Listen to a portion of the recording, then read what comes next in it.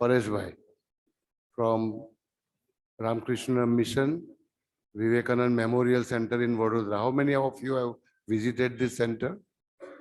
Okay, good. We are planning to conduct a meeting to that place after some time.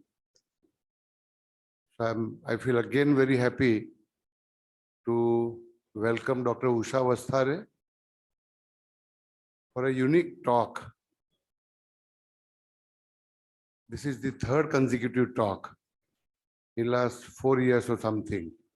Every time she comes to Vadodara, we grab the opportunity to arrange a talk, and willingly she comes every time. Dr. Usha Vasthare happens to be from South India, Bangalore. She did her BSc and MSc with gold medal from Bangalore University, subsequently a Ph.D. from Mysore University, I think. Okay. And then she was and has been settled in US, in Philadelphia, for more than 3 decades. She's a teacher. And she taught in Temple University in Philadelphia for more than 1.5 decades in brain and related sciences. So brain in health and disease, Parkinson disease, movement disorders, but particularly she is very efficient in talking about training, talking about positive psychology, stress management. So all of us are born with enormous potential power. But the unfortunate thing is we are unable to realize this power. She is very efficient in talking to us about how to realize this power. She has been a trainer, a teacher for postgraduate students, masters of doctor, then postdoc fellows and PhD students. But more than that, she has been a regular trainer in various disciplines related to brain and mind, and uses various platforms, even corporate platforms, such as Bank of Baroda, Standard Chartered Bank, Indian Army. So she conducts regular workshops there and appears on TV in South, on various channels, newspapers, radio stations, everywhere. The main thrust of our talk will be, how do you realize your inner power?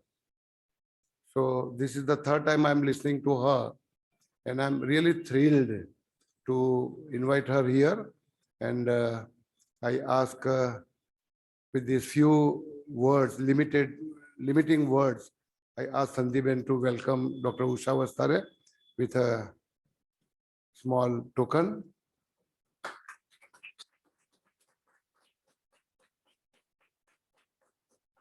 And over and above listening to her, you will have an ample opportunity to ask and talk to her, interact with her. I'm also very happy to announce that next month also we are arranging 3 days workshop, 2 hours every day, maybe 16, 17 and 18 December, yes. 17, 18 and 19. It will be Saturday, Sunday and Monday. 17th, 18th and 19th of December, she'll be coming back to Vadodara. She'll be coming back to our platform also. And we are organizing 6 hours workshop for everyone, all of us, on practical Vedanta. And we are also planning another workshop in January. So you'll have a lot of stuff, and hope you will enjoy her. And with these few words, I leave the platform to Usha Ben. Thank you so much, Usha Ben, for coming again and again.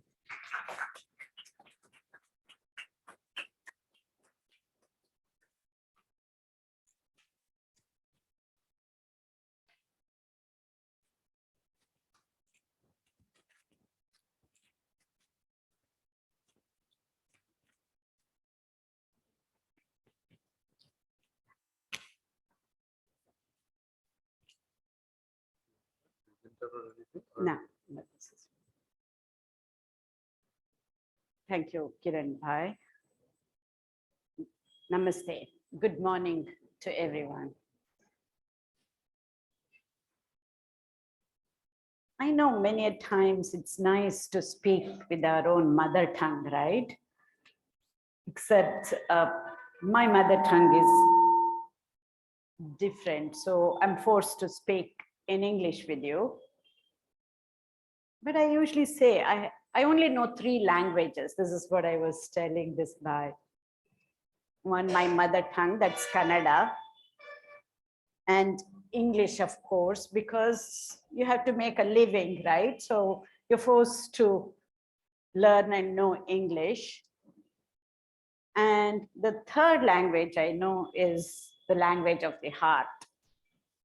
So what I'm going to request you is I'll be presenting in English. You can stop me anytime and ask me either in English or in Gujarati or in Hindi.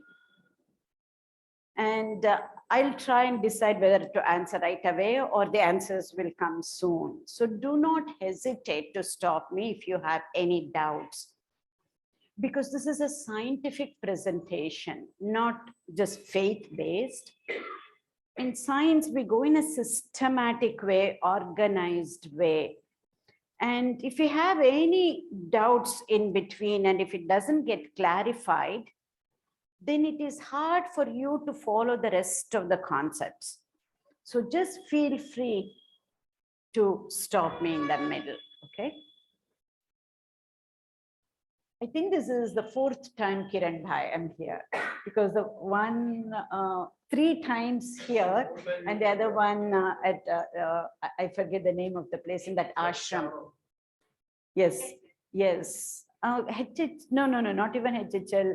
No. Yeah, a retreat. There is there was a retreat in one of the ashrams. I was there. Yeah. Anyway, the last time I was here, I was telling everybody what I speak is based on recent advances in neuroscience research, which is still true. And I used to say I share my knowledge with you all. But with little bit more gray hair and traveling few other places, now I say I share my joy with you all, not just knowledge. As you all know, everything is related to mind, right? Our scriptures say, Sarvam Manai Eva. The more and more deep I'm trying to go and understand, it's bringing me more and more joy, because there is so much more and more to learn and to practice more than learning. So it is also about walking our talk, not just learning at an intellectual level, but practicing it. That's probably why we just thought about the next workshop would be on practical Vedanta. So anyway, for some of you, and I know many faces I recognize, but for quite a few, this could be rewiring brain. What does that mean, right? Maybe quizzical, but whatever it is, whatever you have understood with the title, do you have any expectations? Anything that you're expecting out of this? If I can know, then I can take that and use those as examples to carry this forward. Any expectations at all? Huh?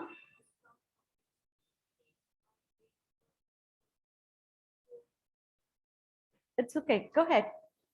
Knowledge to take our brain into.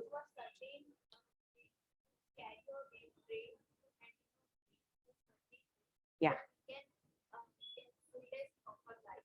Absolutely. Yes, you will definitely get something. Anything else? Yes. More awareness towards how it More awareness about how the mind functions. Absolutely. You will definitely learn something. Yes. Changing some of the way we think, and that's how we can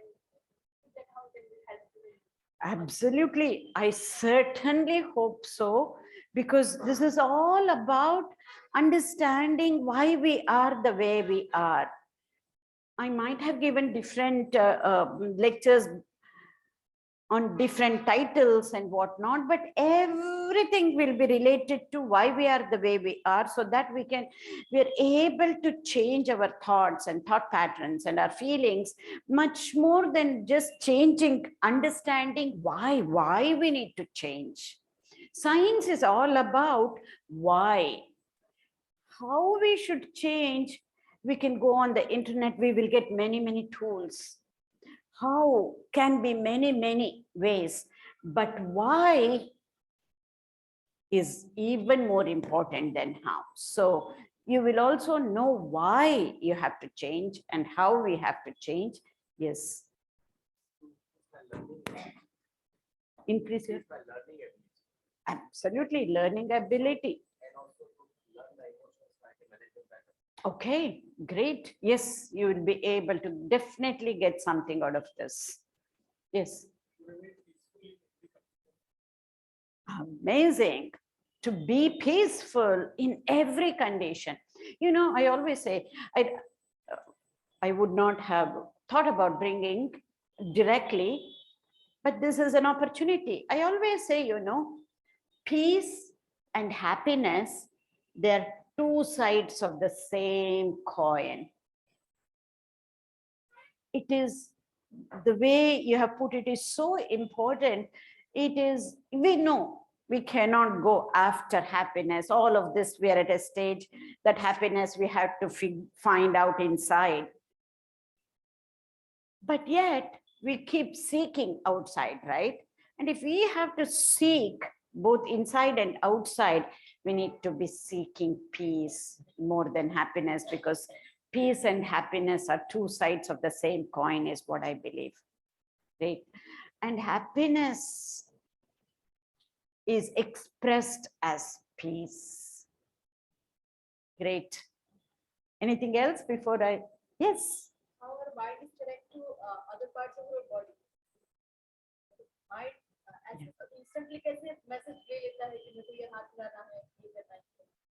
Absolutely. How is mind connected to our body? We know that it is connected, right? Mind and body is connected. You go through every day, you can experience even while doing yoga, how mind and body is connected. What we think about while we're going through this is not only mind and body are connected, but also our behavior. Mind, body, and our actions, our behaviors, our habits, the three are intertwined. So from now on, even when you do yoga on a daily basis, think about how this is affecting in understanding and practicing the mind-body connection, and not just mind-body connection, but also mind-body behavior connection. Great. This is the reason it brings me so much joy to keep coming back here again and again, Kiran Bhai. The audience here, the participants, you're at a much different level than what many a times I'm used to. So it really gives me pleasure. So with so much, anybody else wanted to say something? Yeah. So, Absolutely, emotions. So,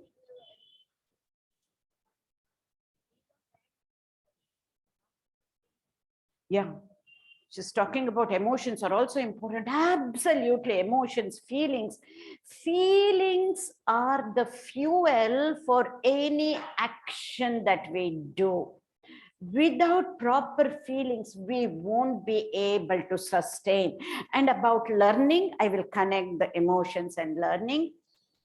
If it does not bring joy, it's hard to sustain. There are two motivators for learning, anything for that matter, be it may subject matter through bookish learning or through experience we learn.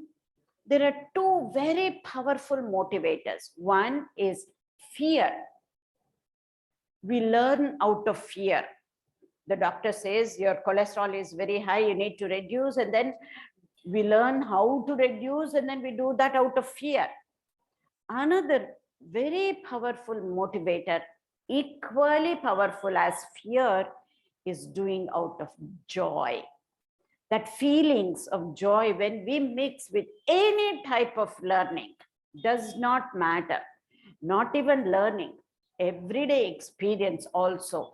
When we combine that with joy, that is when we learn the most, and not only learn the most, and then we can actually experience the energy with which we learn, and the energy that is left at the end of the day to be doing something more, to be learning something more. So that is one key thing about learning per se. Yes. Okay. Madam, I have a question. Detachment. Yes. Detachment, we will take it up next month about detachment, probably not in this. Yes, absolutely. That we will just touch upon it, but we will definitely take it up in the next month's workshop on practical Vedanta. Those two are kind of quite connected. Here we want to be attached to learning. Don't be detached. Be attached to be learning and to have expectations. Also, it is okay, because we have heard from Buddha, do not have any expectations, do not get attached, right? Do not have desires. But I'm the one who says, have all of that. But the contents of the desire, that is what we need to change. Rather than making it as just for me, then let us expand our mind and consciousness to include others. If we don't have a strong desire, I will tell you, it is going to be hard to learn anything and to practice anything. Okay. To update thought perceptions, thought procedures, and to upgrade and maintain healthy mind and body. Okay. That you will get a lot of concepts and precepts, and you have to apply it to your health, mind, and body. So that leaves us, whatever we're going to learn today, how to tap into our own potential. That's a general topic. You can relate to whatever you're going through in your life. There could be some students here. You can apply that to learning. How do I increase my concentration, my memory power, my retention power? Or it could be related to health. How can I improve my health? How can I change my habits and behaviors? It does not matter. That is the power of topics like this, and especially about the mind. We are going to be learning various different concepts, and how we apply to our own lives where we are today is going to be left to you. Okay. All right. That is the last one I'm going to take, and then we'll move on. Yes. Absolutely. That's extremely important. To come out of the comfort zone is such an important one. And I'm glad I took your question, because I'll put it this way. We all know Mahabharata, and then especially this aspect when Kunti says, Krishna, give me some suffering so I can be remembering you all the time, right? Yes, we don't need to ask for suffering, but the opposite aspect of that is when we are in comfort zone, we learn very little. Everything is happening great, and we are quite comfortable with that, and we are quite happy with that. We're quite satisfied with that. And we're content. There has to be little bit of restlessness. There has to be little bit of discontent. But what type of discontent?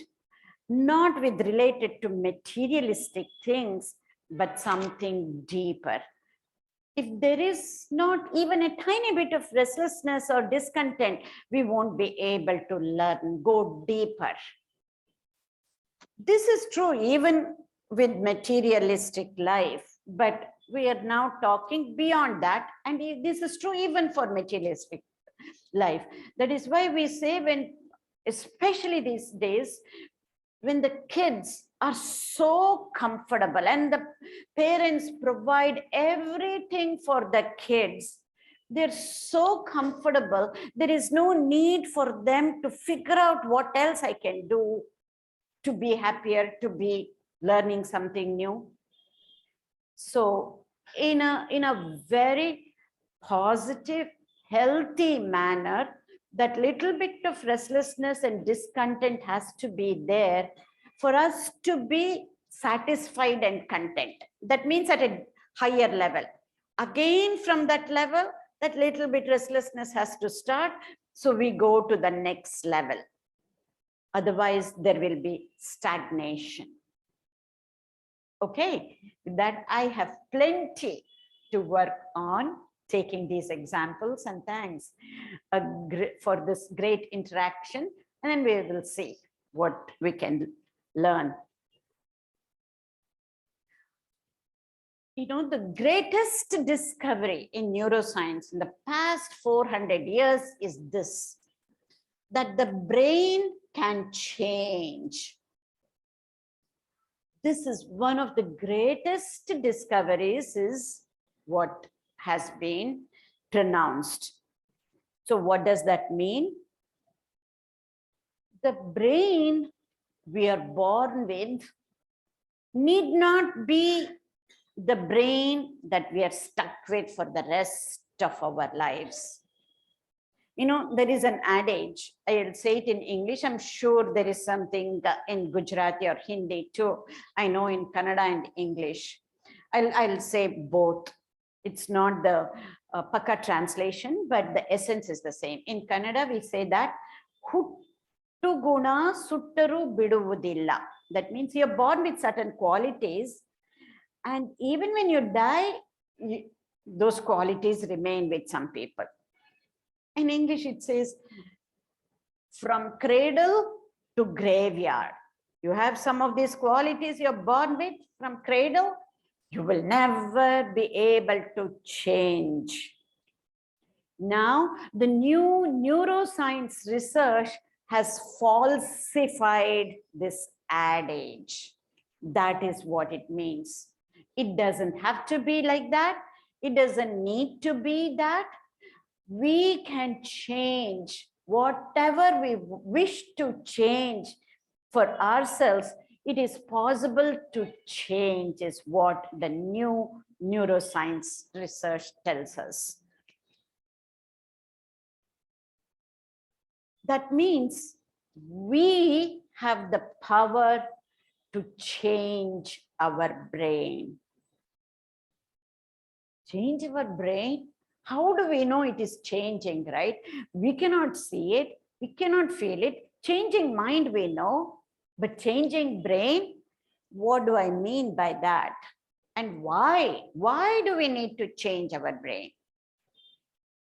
If we need to change our lives, the structure and function of the brain has to change. Then only there will be long-lasting changes in our lives.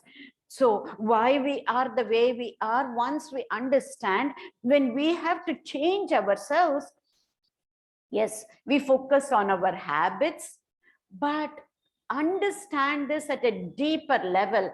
Even when we are changing our habits, we are actually changing the very structure and function of the brain. Then only long-lasting changes can happen in our lives. So you go figure out, we just say changing. And if we are working towards transformation, like what you talked about with peace. How can I be peaceful under all circumstances? It is not just by mere changing, then it is a deeper transformation. And when transformation has to happen, and it is true even for changes and changing in habit, and what of for transformation, we can only be transformed when the very structure of the brain itself changes, so that the functioning of the brain can change. Is really, really profound.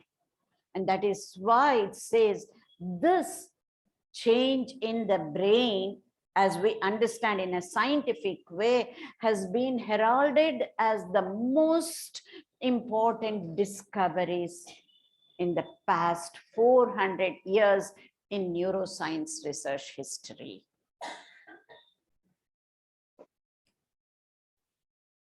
So not only can we change our brain, we can change it at any age. This is again one of the most important aspects. And that process of changing is called neuroplasticity, which we will get to that later. What does that mean? We can change the brain at any age. For me, this is what it says, means when Vivekananda has said, you are the creator of your own destiny. That means you can create your own destiny. And what he has said is nothing but Upanishad statement.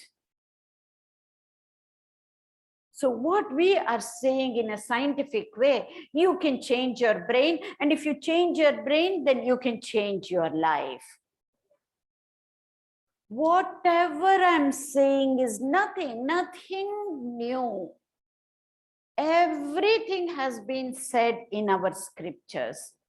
The difference is in the terminology, and not just terminology, but because I'm using the scientific terms,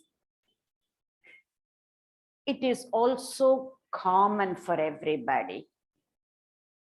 Because if it is in our scriptures, only people who believe in Hindu scriptures will be able to absorb. Even there are different fractions, and if you have to go deeper, then only we will be able to. Whereas when I put it in a scientific form, which is common for everybody, irrespective of socio-economic, educational background, and even age, and we say the same things for kids in a different format, mostly in a storytelling format.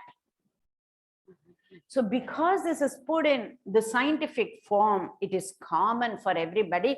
And so it is easier to absorb and accept. And not only it is common, but it is also reproducible. If we have our own favorite gods like Krishna, and if I say, bring in a story of Shiva, oh, I wish this is what Krishna had said, I would be able to absorb it much faster.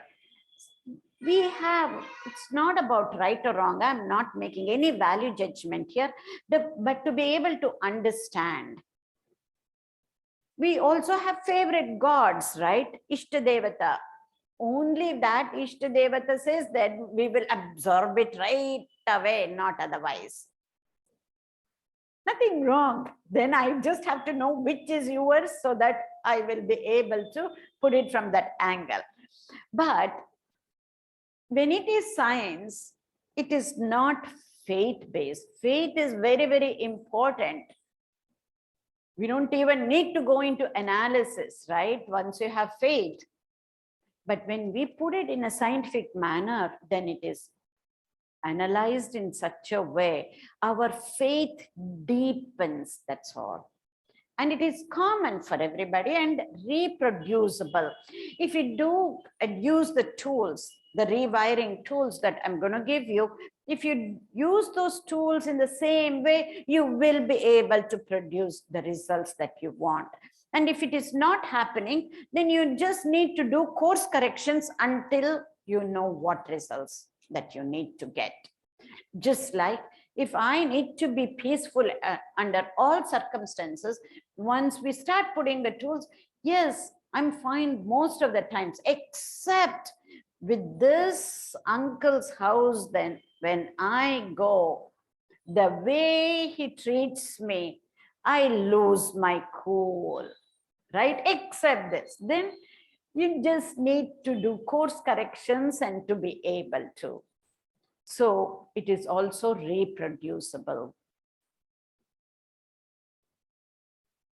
And why do we need, or how do we utilize or change or create our own future is by utilizing the innate potential that we have.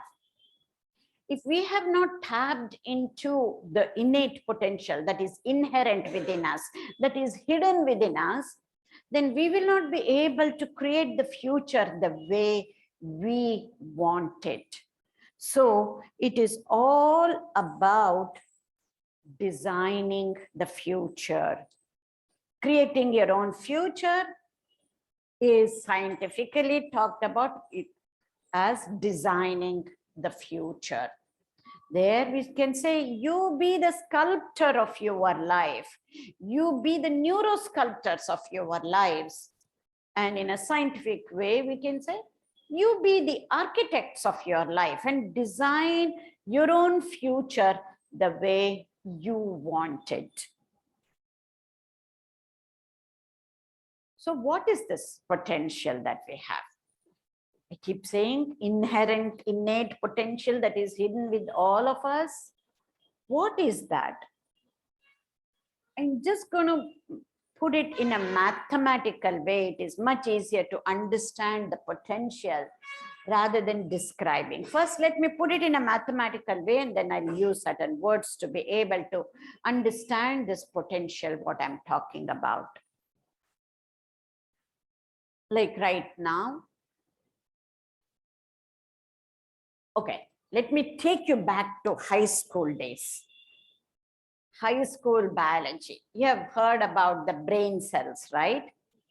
They're called neurons. And there are other types of brain cells too. Supporting cells, they're called glial cells, astroglial cells. We won't even bother about it. Let's just say neurons. You know, in science, we have everything we have in this body. There is a reason and there is a function to that. And if we did not know how to use it, that particular part or organ will become what we call it as vestigial. As you remember that term in high school days, right? We never had the use of third eyelid, not third eye, eyelid, whereas amphibians like frogs have 3 eyelids. We didn't have much use, so it has become a vestigial organ. It's almost useless now.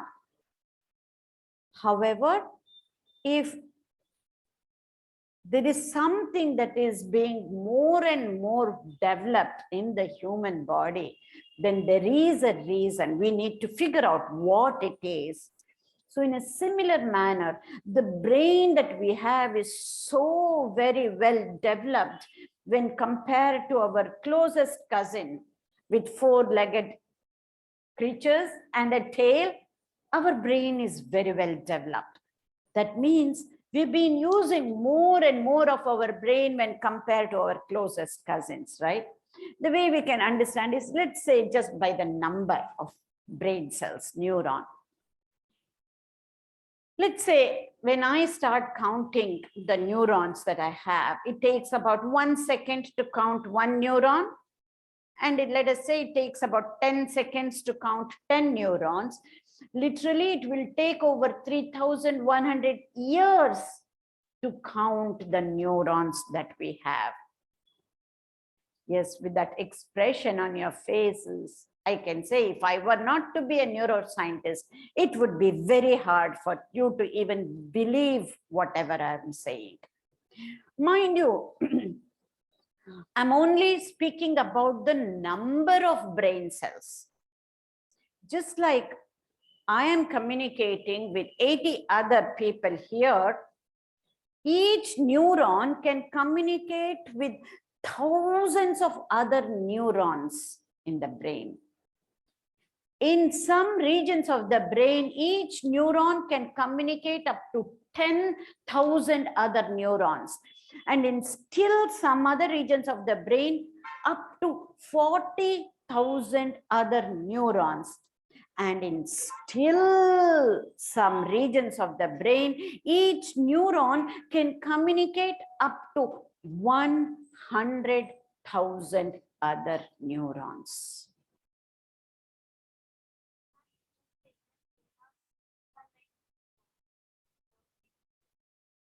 We cannot say that there are infinite, we can actually count. So it's not the number of neurons that make them infinite, but how they can communicate with other neurons, that we can keep increasing. And not just with the number, but the function of that can be limitless too. That is what we will get into.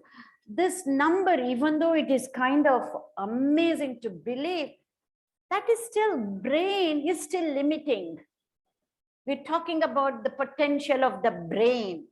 That is still in a way it is limiting because it is hardware. If I have to compare, then brain is like hardware, but it's the software which is even more. Even this number, what I spoke, is huge, right? And let us see how this potential of the brain or the hardware gets translated to the mind. Then it can become limitless and infinite. Great question. So that is what it is. How does this power of brain translate it to the power of mind? Huh? What nature? Behavior. Basic nature. Yes, absolutely. That's what I'm saying. It is possible to change. It is possible. We will see. And this is what I'm going to develop.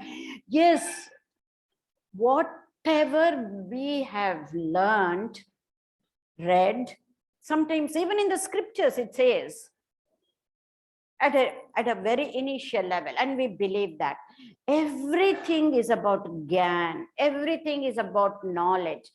As we keep going deeper and deeper into our scriptures, we will see whatever I'm saying in scientific way, it has been said in the scriptures. It is possible to change. No, that is whatever that adage, or what we call it as Gade, I don't know what to say in Gujarati, that is false. New scientific research has falsified that.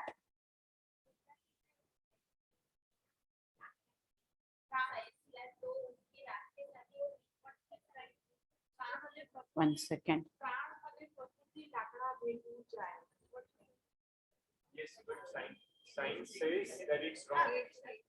Science have proved it, that people can change, brain can change, and fear can change. Not everybody can change. It takes a lot of effort. If we don't put effort, it won't change. How can we put more effort? Once we comprehend and understand and accept, and we will see Why we cannot change? I will get to that. Okay.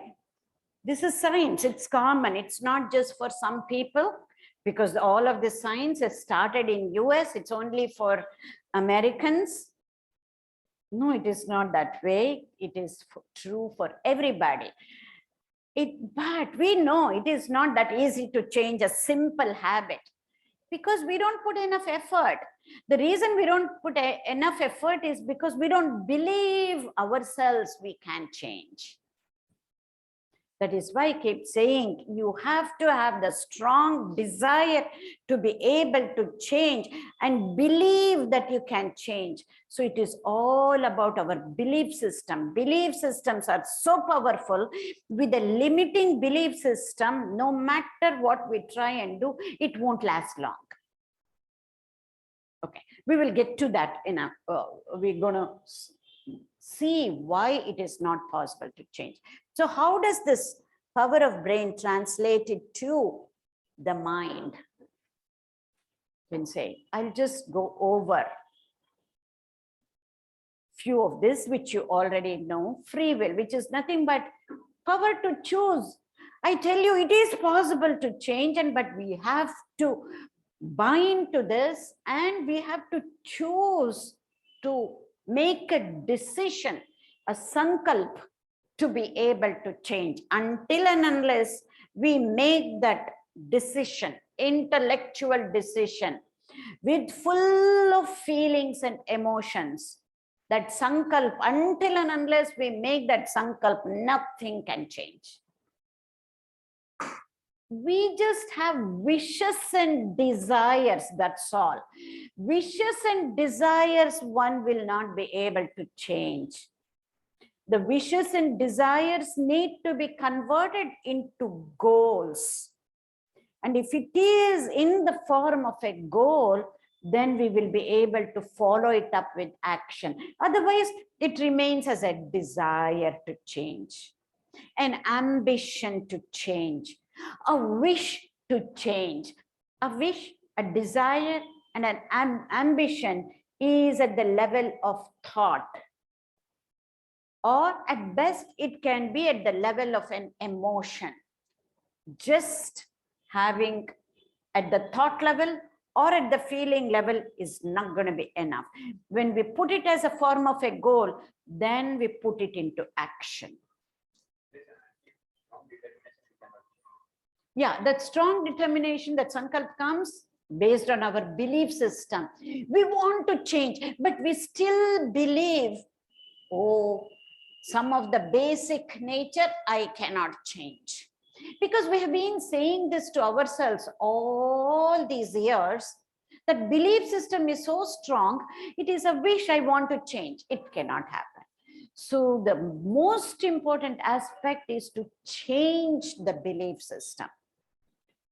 Yes, it is possible to change. I might have believed until now that it is not possible to change, but now I know it is possible to change. Once we believe, and that strong determination, which is the sankalp, then you need to put it into action.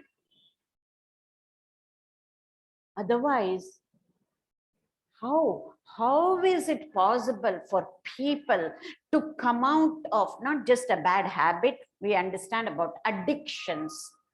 How is it possible for people to come out of addictions?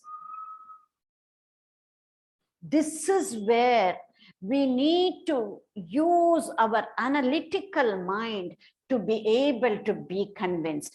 As much as feelings are so important, it's all about bhav, right? Bhavana Shakti. Bhav is very, very important. But if it is not associated with the critical thinking skills, nothing can happen. This is what true jnana, true knowledge is about.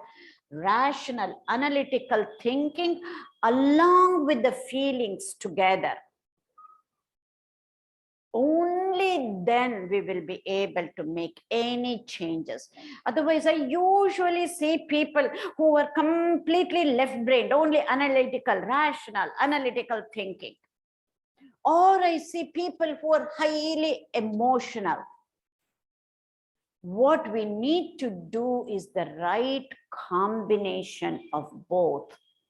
We are not using our potential that we have. It's not, yes, we are left brain dominant, let us say, that is why we are right-handed. So just because we are more dominant on one side does not mean we cannot use the other side, or we shouldn't use the other side. It has to be a combination of both. Until and unless we use all different parts of the brain, different areas of the brain, we will not be. This is again, in many different ways, this is what has been showing.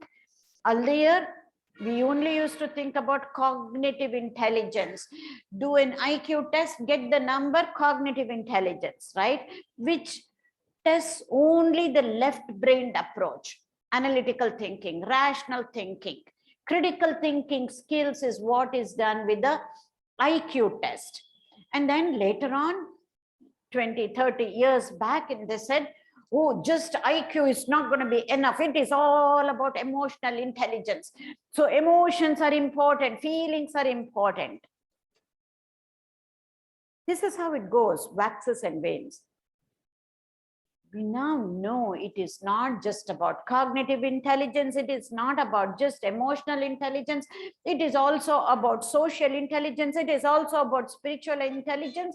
That means we need to be using each and every part of the brain and to combine it and to integrate it to be able to have the right knowledge. This is where we say, oh, I'm on the Bhakti path, Bhakti Yoga. I don't want to learn anything about Upanishads.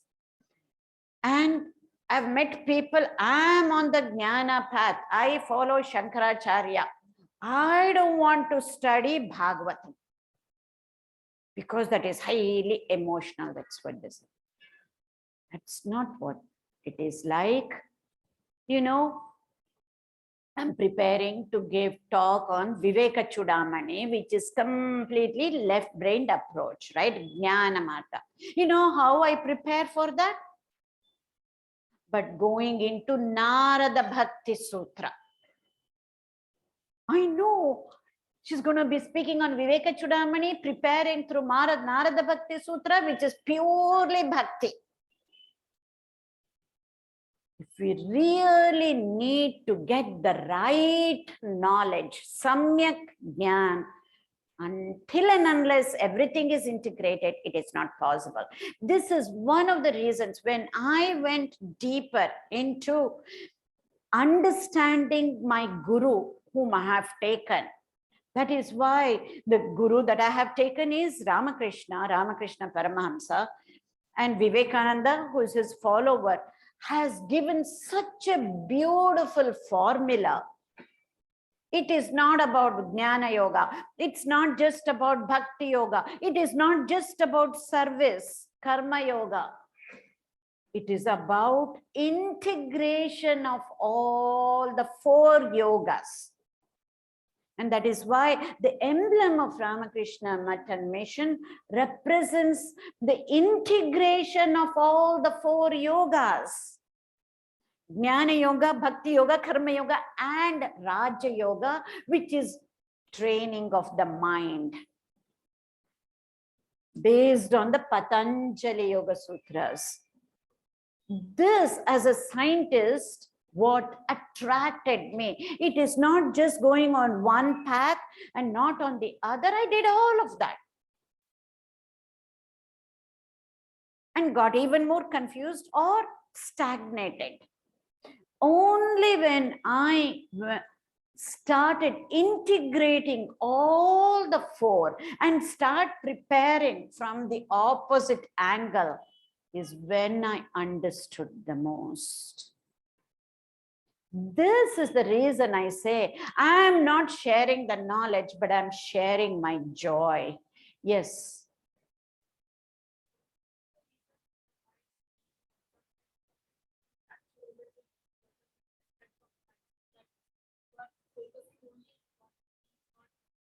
Absolutely.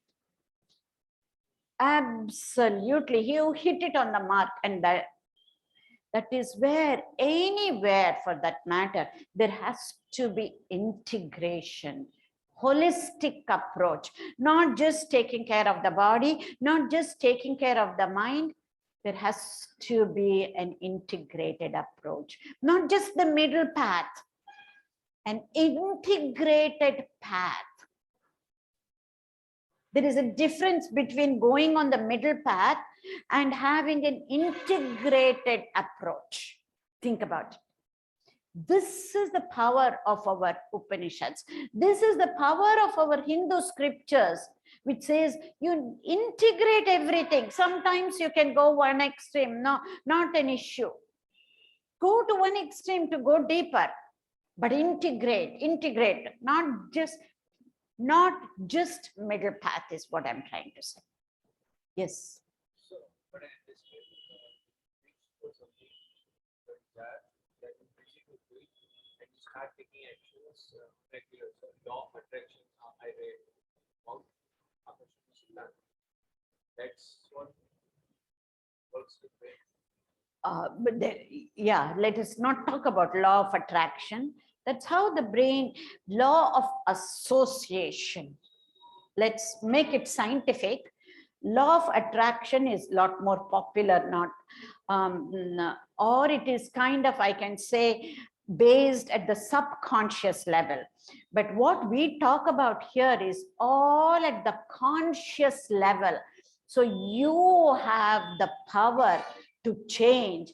If it is at a subconscious level, if you're giving the power to somebody else, a hypnotherapist, then you lose that power, right? Whereas when we also do the same thing. You don't need somebody else to hypnotize you to change whatever is happening at the subconscious level. Some people need that. I'm not denying that. When we cannot use our own conscious mind to be able to program the subconscious mind, and if you believe it is impossible for me, many times you take the help of somebody else as a therapist or a hypnotherapist to be able to help you program. But what we are showing you is you bring in the way from the subconscious mind, you bring it up to the conscious level and you reprogram it yourself. There's a slight difference between the two, but now we are kind of diverging. Let us focus, otherwise I will not be able to cover the stuff. I will stop in the middle and ask you if you have questions. Until then, please hold on to your questions, okay? So these are the powers of mind. It can just, I'll put it up. The potential of the brain we saw with the number of neurons and the connections between neurons, if that gets translated to the powers of our mind, all these are powers of our conscious mind. Yes, we can be empathetic, we can be compassionate at an emotional level, but that is not empowering you. Anything we do with just the feelings without understanding in a reacting manner, it is not as empowering. If you train yourselves to do that in a reactful manner because you have trained, then it is not reacting, but it is intuition. Then it is powerful. We will never complain, okay, or somebody will never say, oh, he or she is very emotional.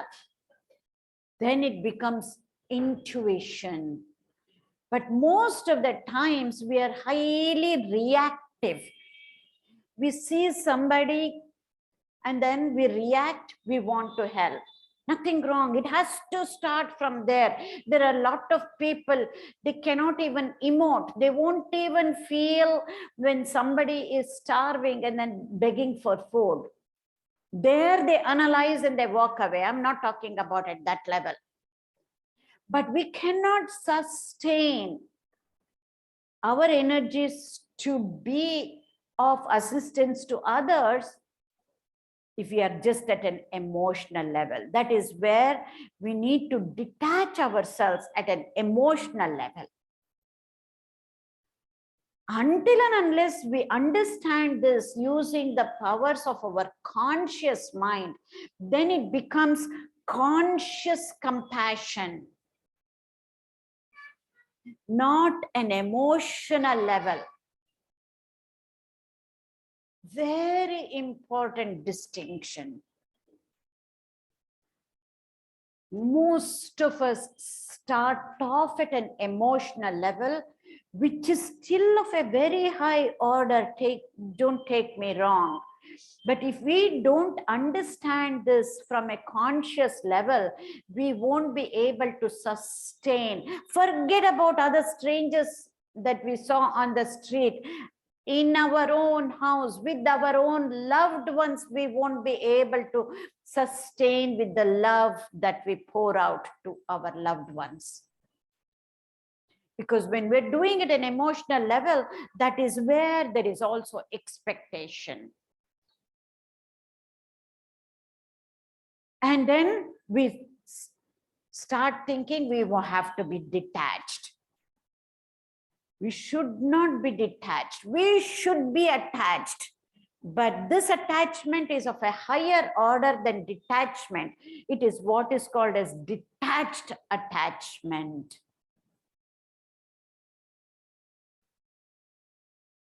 So these are the powers of the mind. So many neurons that we have should get translated to understanding all of this at a conscious level. Then it becomes infinite. Can we put a number on that love? What we do at an emotional level is conditional love.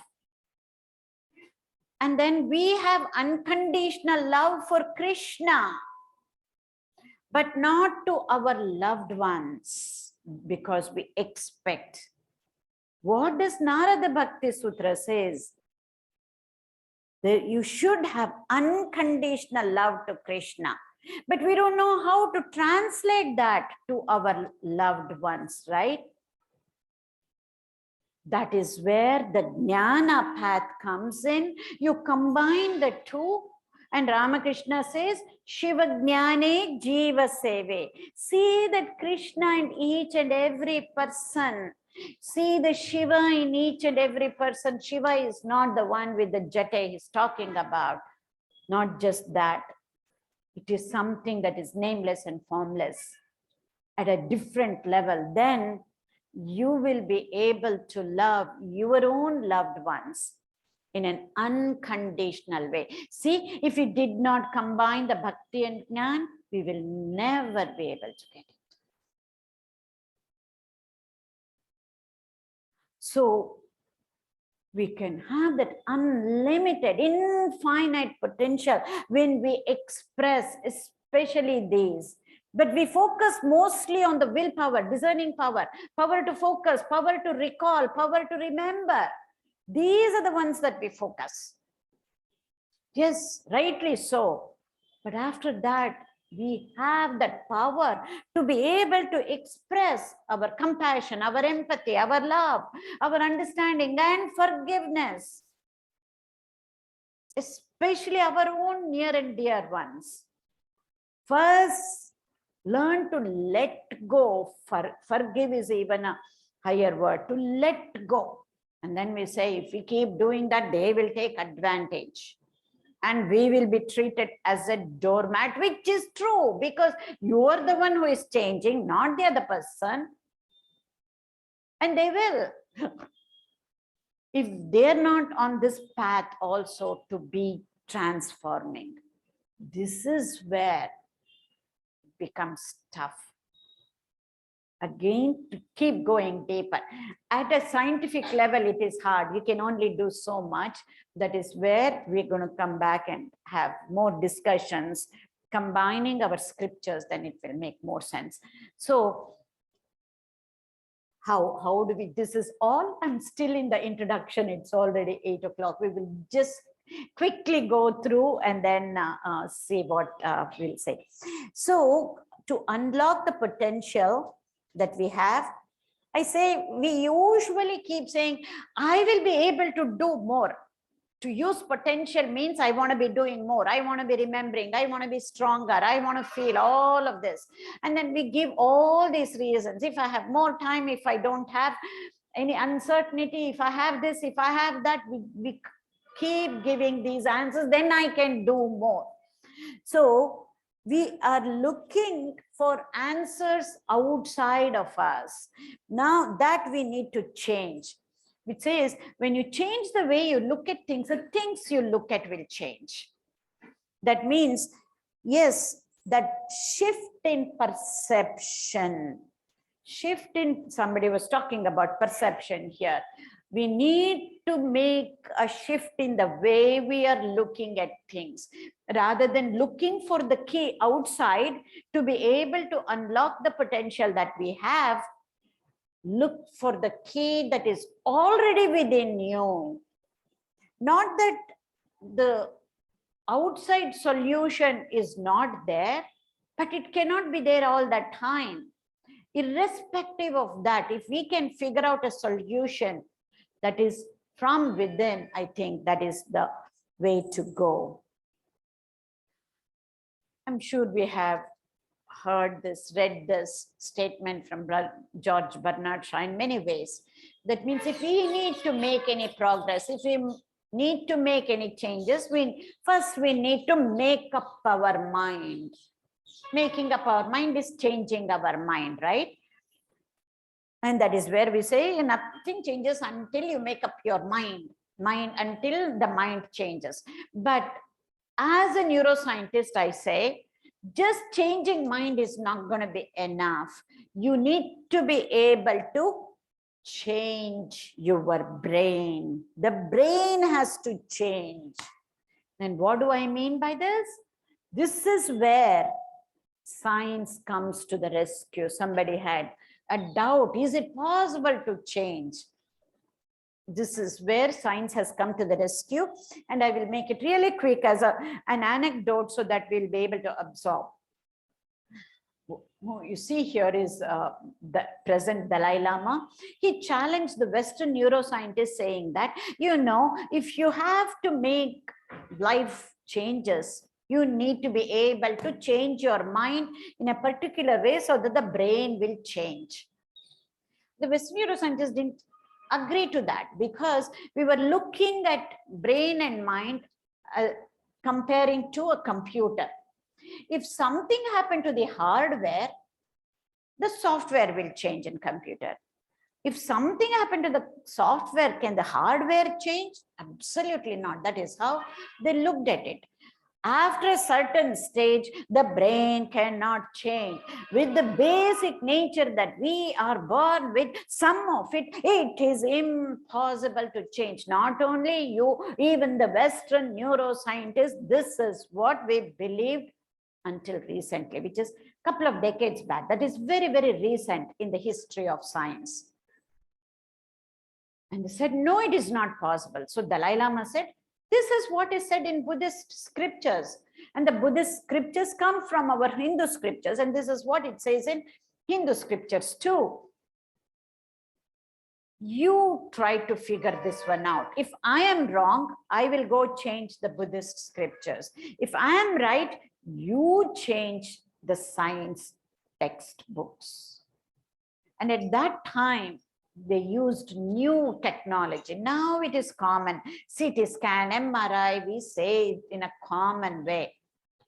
But at that time, it was really new, and not the ones that we use now as MRI scans, but fMRI, PET scans, SPECT scans were used, wherein you could study the brain, activity of the brain over a period of time and different regions of the brain too. And not only that, Dalai Lama sent many of the Buddhist monks who had many hours of meditative experience, starting from 5,000 hours up to 30,000 hours of meditative experience, those were sent to US and Europe, and the brains of the Buddhist monks were scanned using 124 leads of EEG and many other techniques that were used. And the brains of the Buddhist monks were compared to other groups of people who had not meditated in their lives. So when non-meditative brains were compared to the meditative brains of Buddhist monks, and there were clear-cut differences between the two groups of brains. What does that show? If we meditate in a particular way over a period of time, the structure and function of the brain itself can change. This opened up so much research opportunities, and to be able to understand this mind of ours from a totally different perspective. And from then on, so much work has been done. Thousands of papers have been published. And I'm just going to, in the next 2 slides, just going to show you the gist of everything that has been done in such a simple manner. You will be able to not just grasp it, not just to understand it, but to be able to put it into practice in your day-to-day lives.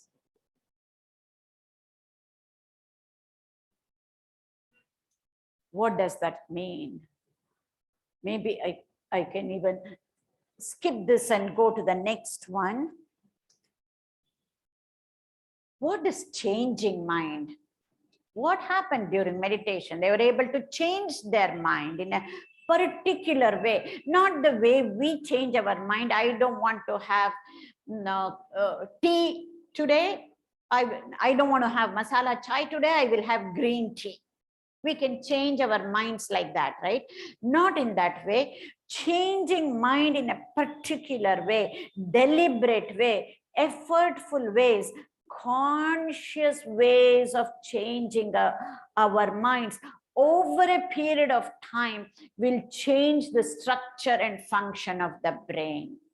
Changing mind means changing our thoughts. Changing mind means changing our feelings, changing our perception, changing our mindset, changing our memories, changing our belief system can change the structure and function of the brain. And that technical term for that is neuroplasticity. But here is the catch.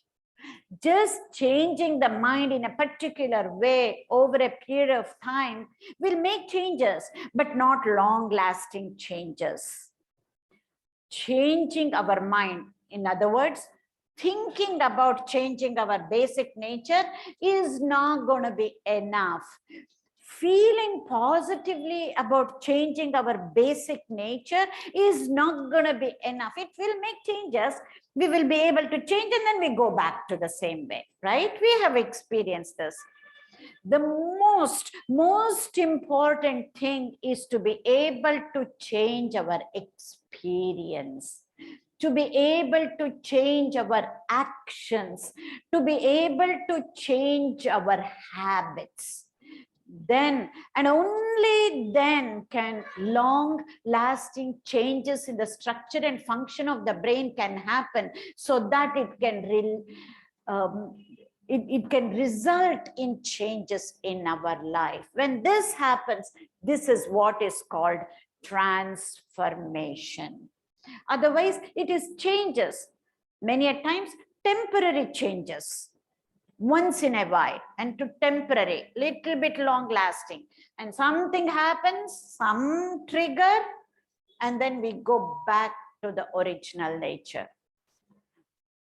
The way we can do it, as you rightly asked, how can I be peaceful under all circumstances, irrespective of that most difficult person in our life? It could be our own parents, it could be our in-laws, it could be our spouses, or it could be our kids whom we have raised. right? And still be peaceful, still be happy, then how? Only when all these changes at the thought level and the feelings level can translate to changes in our experience, changes in our habits, changes in our actions. Then only our basic nature can change. It's really, really profound. But I tell you, even knowing all of this at an intellectual level is not going to be enough. We won't be able to change. Then what is it that prevents us to change? What is it that is knowing all of this? I have tried so much. For 1 week, I'm okay, but I go back. Now, for 3 months, I was okay. Now I go back to my basic nature. Once I go back, it's hard to come back. We take the path of least resistance. We have all experienced this. The thing is, we need to understand what is it that prevents us not to be able to change at a deeper level, no, to be feeling in a certain way under all circumstances. What is it that is preventing us? This is again, it is science, and we need to feel bad about any of this, because this happens for each and every person. Just like all the powers of mind, we have each and every one the power to forgive, the power to love unconditionally, to be compassionate, to be empathetic, to be understanding of even the most difficult person in our lives. Just like we have the capacity, we also have something in each and every one of us that prevents us to be doing what we want to be doing. And that is, yes, ants. Just like in nature, we also have ants in our mind. Just like in nature, you have red ants, black ants, termites, fire ants, and many different types of ants. We also have different types of ants in our mind. And this is because of what we call this as negativity bias. The ANTS is an acronym which stands for automatic negative thoughts. This is very important for all of us. It helps us to survive through. I won't get into that detail. It has evolutionary biological significance. So we need this negativity bias so that we can be watchful, so that we can be careful. We cannot be naive and go to this most difficult person's house thinking, I'm going to be positive, he's going to be fine. It won't happen. He is not the one who is changing. You're the one. He will be the same way. So not in a naive way going that he will be good because I am changing. That doesn't happen. Knowingly, how do we prepare ourselves? How do we understand? How do we let go? How do we forgive? The reason is it has to be why. Why has to be strong. The ants, the negativity bias keeps us in what we call as the survival mode. And if we really and truly need to be evolving as better human beings, then we need to understand this bias and to be able to overcome and change or convert this bias. Until and unless that why is strong enough, we will not be able to do. Until and unless that strong why I need to be evolving, we won't be able to change any of the negativity that is innate and inherent within all of us. That's why is very, very important. So what happens because of this negativity bias? There is so much accumulation of negative thoughts, and our mind acts like Velcros. It sticks to something that is negative. Throughout the day, many things happen, both positive and negative. But what do we carry home? Something that did not happen properly. That is the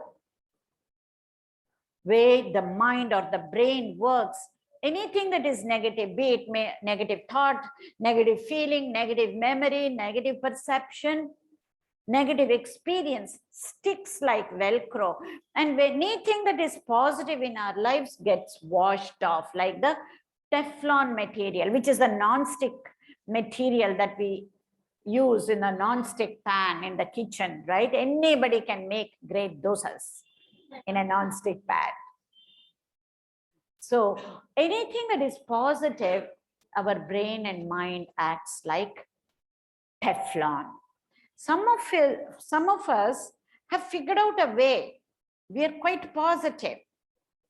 That does not mean we have understood all of this. By experience, we have figured out and then we try to be positive. They are the lucky ones.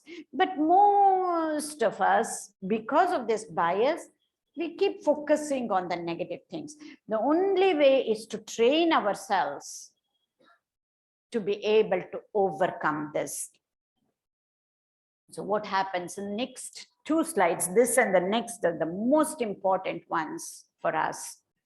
Because of these automatic negative thoughts, they go unchecked and unnoticed. There is lots and lots of ants. Just like in nature, you hardly see one ant, right? Usually you see one behind the other, or you see in groups of ants. In a similar manner, our automatic negative thoughts also come in groups. And when those ants go unchecked and unnoticed, it affects our learning. We have resistance to new ways of learning or new ideas. We have resistance. It affects our relationships.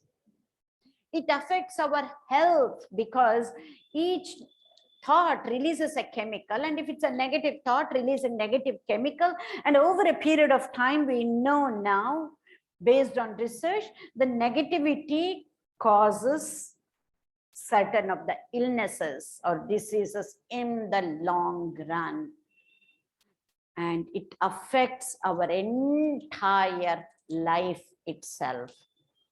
And not only that, because of these many number of ants, when they go unchecked and unnoticed, our minds behave in different ways. When we are not negative, our mind behaves quite okay. From now on, you observe. And if we have some negativity for whatever reason, only because of COVID this happened, we will have umpteen reasons to give. And only because this aunt came over or my mother-in-law came over, and that is why a lot of this negativity we say. Our mind behaves in different ways. How does it behave? Our mind goes back and forth like a pendulum between our past and our future. And then when we think about the past, we look at the past with regret. Oh no, I should not have done this. Oh no, I should have done this. I don't know why I didn't do that. And we look at the future filled with pessimism and anxiety. Anxiety is always about the future. And pessimism, because of the negativity bias that is inherent within us, it is automatic. It is spontaneous. That is why it's called automatic negative thought. We don't have to put any effort for this. To overcome this, we need to put effort. But the negative personality is by default. Our default mode, what says in science, is this negative personality. Until in our belief system changes, like what Vivekananda says, no, this is not your default mode. Don't believe. You are truly divine beings. We have heard about all of this. How much of that do we believe that we are divine beings? We are just going through human experience. We have heard this. We even say that, but do we believe in it to such an extent, so to overcome the negativity? That is where our belief system has to change. So to make it easy, at least let us work on how to overcome the negativity and then start believing something deeper. That is why, again, Kiran Bhai has spoken to Prakash Bhai and arranged to go deeper into, not just at a scientific level, to go deeper into our Vedanta, and that to practical Vedanta, which we will tackle next month. So what happens because of this? This is the important thing. So we keep going back and forth between past and future, and whatever is happening right now, we are not satisfied with that. But here it is. This past and future are our mental constructs only. That means there is nothing like past. There is nothing like future. That does not mean we cannot learn from the past. That does not mean we cannot plan for the future. Both learning and planning is still at the thought level. It's still at the mental level.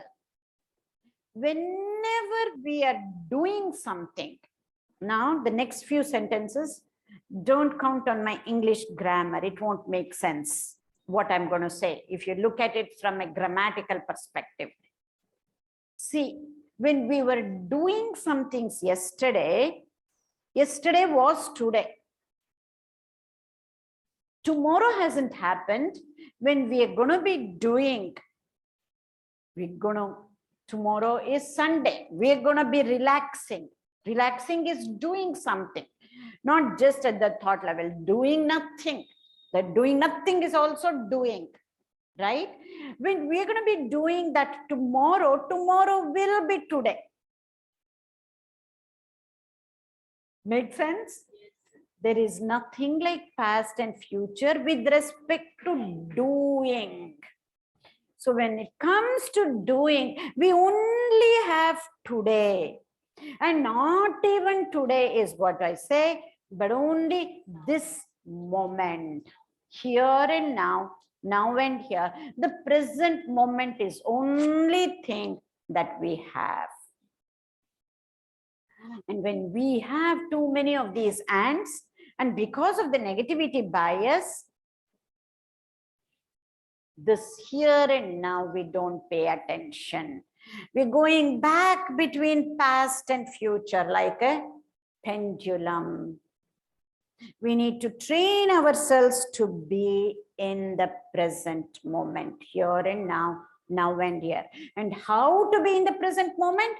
Not bitching, moaning, complaining, but in a particular way. Then we will see what that is when I bring up the tool for that. Let's go a little bit deeper, and I'm just going to quickly go through this in a sense, what is happening with the too much of these ants, accumulation of these ants. These are the things that we say to ourselves. We say a whole lot more, but I have just put in a few, right? We all say this many a times, and we say other things too. These are all self-defeating for ourselves. This is what prevents us to change our unwanted habits or to form new habits. Oh, this is too hard. I don't think I can do it at this age. If I knew whatever she is saying several years back, I could have done it. I have too much responsibility. Now I don't have the time. Let me think about it later. She does not know what I go through at work.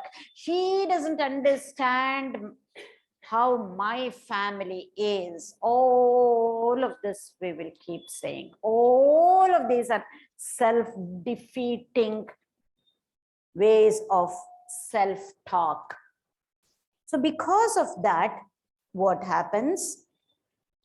These are the excuses we are giving. We are saying these are the reasons we are giving, but actually they are the excuses.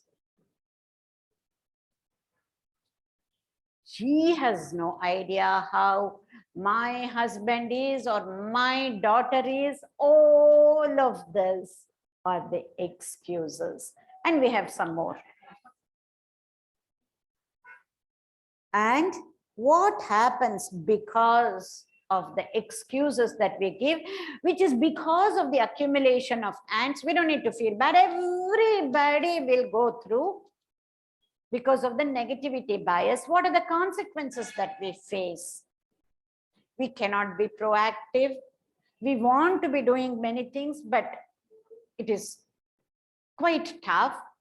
And we shun away from some of the responsibilities. We know we should be doing that, but we avoid going to some people's house. We know that, even though we know this, whichever cousins, father, or that means your uncle, grand uncle, whoever is sick, I know I should be going and seeing him, but we don't, because the uncle, great uncle is fine, but aunt, it's hard to, right? So we keep shunning away from the responsibilities, and there is resistance to learn new things because of the negativity bias. So because of that, we cannot change very easily, and we cannot be what we want to be. We have everything, but yet we are not as happy as we would like to be. What is most important is our self-awareness goes down. Self-awareness means we don't even realize the negativity within us. The people surrounding us will tell us, what happened to you? You were not like this. Before you got the promotion, you were much better. After you got the promotion, you're a lot more emotional, or you have a very short fuse. You are very short-tempered is what the people say at home, right? So our self-awareness, what is happening within us, why we are doing what we are doing, why are we becoming so short-tempered, we cannot realize. The thing is, how can we get rid of this? No pill that comes in a colored bottle that we can take and overcome this negativity bias or ants.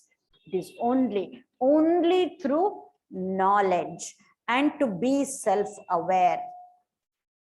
Again, more consequences. Because of that, we are not as empathetic to our own loved ones. And we cannot be as happy as we would like to be, which leads to frustration. And even though many things are happening in a positive way, it just goes through. We won't even recognize a lot of things that are good that is happening in our lives. We don't realize. And even more importantly, we don't realize, we start seeing life in a binary format, which means zeros and ones. Only two choices, right or wrong, black or white. We keep seeing the world, ourselves, and others.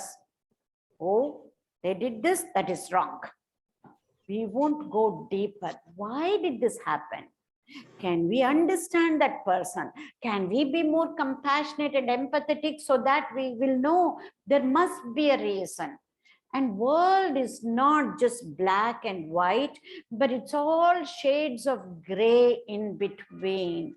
We will never be able to see those choices. Just think about it. It's our own loved ones, our own kids whom we have brought up. We won't be able to see all of that. Why is my son behaving like this? He was fine few years back. He's a teenager now. He won't listen to me. We cannot go deeper to understand others. That we can only do when we see different possibilities, right? We won't be able to. That's all because of the consequences of automatic negative thoughts, which prevents us to change our basic nature. We make up our mind, it is not possible. We make up our mind, it's not possible. It is okay, now we understand it is because of our basic nature is this. That if we understand, until now we did not realize, we understand and we change it. Only the knowledge of this can we change through that. દીદી તો બહુ મોડી ઉઠશે ચા પી લે પીવો તો બનાવે છે પોતે. Oh, online, okay. So what is happening? Because of all of this, all we need to say, oh, these are just bad habits of our brain. Now I know I'll be able to come out of it through knowledge. ઓય નાટક ના કર. Only through knowledge can we come out of this. So the self-talk that we do is extremely important. Because whatever we say to ourselves, we keep hearing that too and we start believing it. One more neuroscience concept we need to understand: the thoughts that we are thinking, which we are hearing and which we are believing may not be true all the time. All thoughts are not true. We need to put our thoughts into a true or false test and then test it out. At best, you will say, you will come up with an answer, I don't know. Just think about it. Very, very profound. The most important part here is what we call a saving grace, that most of these automatic thoughts are false. You check that out for yourself. Okay. So because of that, these ants, we cannot utilize the potential, unlimited potential that we already have within ourselves to the fullest extent. Then what do we do? How do we work on this? How do we come out of this bias? Only two things. As I said, most of these automatic negative thoughts, ants, are false. Once we understand this, right away, oh, this is my ant that's happening. Most of it is false. Is it true or not? And try to answer for yourselves in the most honest manner. Not giving reasons and excuses, but when you answer in the most honest manner, you will see that most of the ants are false.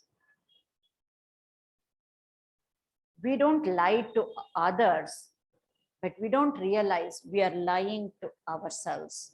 If these ants are false, and if we are believing these ants, that means we are lying to ourselves.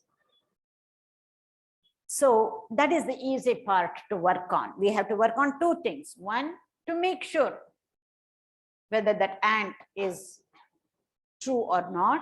And the second thing is, we know the ants prevent us to be in the present moment, because we are hardwired to escape this present moment. So the mind is always between past and future. So we need to train ourselves, rewire our brains to be in the present moment. So the second thing is what we need to be working on to be in the present moment. And we have a tool for that, a rewiring tool of the brain to work on that, which is called, how many of you have heard mindfulness? Quite a few, absolutely. So you already know. I'm just going to give you one way of looking at mindfulness. We have many different ways of looking at mindfulness, different definitions, which help in the implementation. But for today's purposes, I will only take the classic definition that you see on the internet, and then we will stick to that. What is mindfulness? If you see on the internet, this is the classic definition that you get. To understand this even more easily, I'll go to the next slide, which is, all you need to do is to remember three things about mindfulness. Mindfulness, we know that it helps to be in the present moment, right? So the first thing we want to be doing is to be here Both body and mind together in the same place.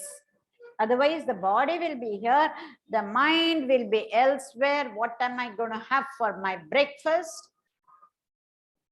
That is not being mindful. Both body and mind together in the same place is what it is, being in the present moment. And not just that, paying attention. We have to be focusing, concentrating. When I say use the word be mindful, that means we have to be fully focused on what is happening in the present moment. This we understand, to be focused, and this is one of the ways of learning. Many a times we are not as focused. Body is here, mind is elsewhere, goes back and forth. Being mindful is to train our body and mind together in the same place at the same time, and to be focused on whatever we are doing. One pointedness, single pointedness. This we have heard. This is what concentration is. Then what is mindful? There is one aspect that is different in just focusing and concentrating and being mindful. That is the third aspect. Be non-judgmental. We hear whatever is happening, we're even focusing. She does not understand what I am going through in my life at this time. This is being judgmental. We're putting value judgment on something. That is again what prevents us to learn. Being non-judgment. I'm here. I'm going to be open-minded to absorb. That does not mean you have to accept everything what I say. Question. Because this is not based on belief, faith. You have to question and be convinced intellectually. Otherwise, we have a closed mind. In religion, it can work. Having closed mind is also having an open mind only for our Ishta Devata. That works. We can have closed mind for other things. For all other religions, we can have closed mind. It does not work here if we have to learn. We cannot have a closed mind. Oh, this research was done in US and oh, she is speaking in English. I am so patriotic. Only if somebody comes and speaks in my language, in Hindi, I am going to accept. This is being closed mind. That is not being mindful. Again, no right or wrong. I'm not making any value judgment on anything. I'm taking examples to make you understand these things. This is how it works. So all the three together make somebody being mindful.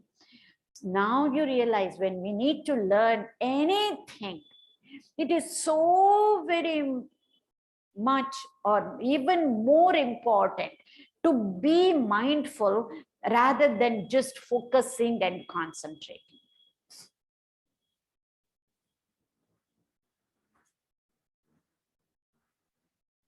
I'll give you a few more tools to work on other than being mindful, and then we will move on. And then I'll conclude. What are the tools? Be mindful, right? Which we just learned. That helps us to be in the present moment, here and now, now and here, in a non-judgmental manner so that we can learn and we can do our best. This is how you will be left with lot of energy. When our negativity goes down, we will have lot more energy at the end of the day to be doing other things too. And having right company is extremely important. We call that satsang, right? Right company is extremely important. The team spirit, when you work at your workplace, and to have a supportive family and friends, it's extremely important. Satsang. The reason is whatever negativity that we have in the right company with satsang, that decreases. Whereas with the wrong company, whatever little negativity we will have will be blown out of proportion. That's why satsang, sadhu sang is extremely important. That's why I invite you all to come to the ashram here in Alkapuri so that you get the sadhu sang many a times in a year, so that it helps us to overcome lot of negativity which is innate within all of us. And physical activity, I don't have to tell you, for this group, we are already doing yoga. Physical activity is so important. Now the new research shows somebody who is not physically active, being a couch potato, has the same ill effects as smoking 2 cigarettes per day for the lifetime. So much so, sitting is the new smoking, is what we say. Just sitting without doing anything has similar deleterious effect as smoking. Sitting is the new smoking. And many times, most of our jobs is sitting and then at the desk and doing. So this is where any opportunity I get, I tell people, whether we are homemakers or we work in the office at the desk, put an alarm every hour on the hour and just walk wherever you are for 5 minutes, every hour on the hour. If you're spending 6 or 8 hours sitting at the desk, at least you would have covered 30 to 40 minutes of walking or physical activity. That is how very easily we can overcome. And developing an attitude of gratitude is extremely important. Usually we used to think for people who are happy, they are grateful. But the new research shows those people who are grateful are happier. Very, very important, developing an attitude of gratitude. For now, we have a lot more of these rewiring tools, but for today, this is enough, and then we can keep adding more and more. So to conclude, it's always about, you need to avoid certain things and you need to be taking care of certain things, right? That's all, very simple. Now, can you tell me what we should avoid? Negativity, right? And what do we need to take care of? Yes, all of that is correct. But I've put it in a way, even simpler manner than your academic answers, what you gave. So I've made it so simple because until now, everything was so, even now, whatever I'm going to be saying is scientific, but I'm putting it in a very, very simple manner so that it's easy to absorb. All you need to do is avoid 2 days in your lives. That is yesterday and tomorrow. Because you can never ever do anything yesterday or tomorrow, right? Whatever you can do, it's only today. So only thing you need to be focusing on is today, and that too, just the present moment. So just avoid 2 days in your life, everything will be fine. And what do we need to take care of? Absolutely. Just all you need to do is to take care of one moment at a time. Now mind training becomes easy. We don't have to think about meditation, sitting meditation for hours together, half hour, 20 minutes. None of that. If you train yourselves to be mindful and to take care of each moment, one moment at a time, that is all it matters, right? Just take care of one moment at a time. And For that, if we can all have the same clock reading the same time, we will always be accurate with this clock in our lives.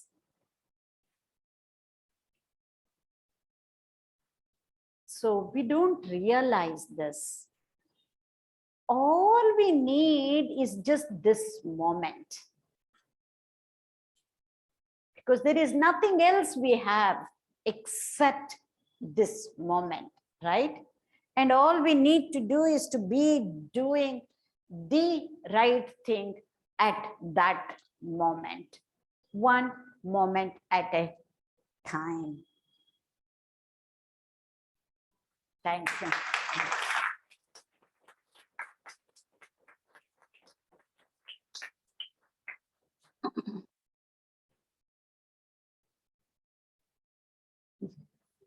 Yeah. Can you recommend some books so that we can after our study? Sure. I will send a list to Kiran back. Yeah. One other thing, I was recently reading one book, that Israeli historian. Oh, yes. Yuval Harari Noah, anthropologist. Anthropologist.